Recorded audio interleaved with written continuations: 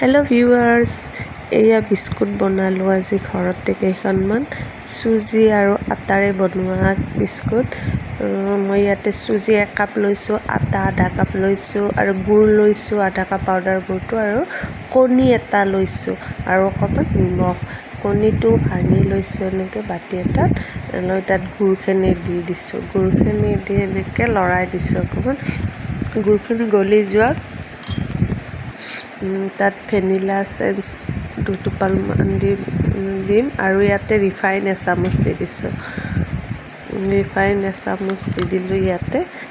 Vanilla এছেঞ্চটো দিলে কণীৰ গোন্ধটো নাথাকে, সেইকাৰণে ভেনিলা এছেঞ্চো দি দিলোঁ। দিয়াৰ পিছত ইয়াতে চুজি কাপ দি দিম। চুজি কাপ দি ভালকৈ লৰাই দিলোঁ। ইয়াতে আটা আধা কাপ লৈছিলোঁ যে আটাখিনিও দি এনেকৈ হাতেৰে মঠি লৈছোঁ। হাতেৰে মঠি লৈ সৰু সৰু একোটা বল বনাই লৈছোঁ। বল বনাই এনেকৈ কাটা চামুচ এখনেৰে অকণমান সজাই দিছোঁ আৰু শ্বেপ দি দিছোঁ এটা বিস্কুটৰ। দি এনেকৈ মই এতিয়া এইটো অভেনত বনাম।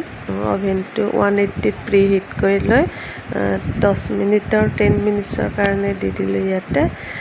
10 মিনিট পিছত হৈয়ে গ'ল বিস্কুটখিনি। মই এয়া উলিয়াই দেখুৱাম আপোনালোকক। এয়া খাবলৈ ৰেডি বিস্কুট, ঘৰতে বনোৱা বিস্কুট। ঘৰতে এনেকৈ বনাই খাব পাৰিলে ভাল আৰু আটা আৰু চুজিৰ বিস্কুট হয়। ইয়াত ময়দাৰ ব্যৱহাৰ কৰা নাই মই। আপোনালোকে এনেকৈ অভেন নাথাকিলে গেছতো বনাব পাৰে। হৈ গ'ল গোটেইকেইখন বিস্কুট।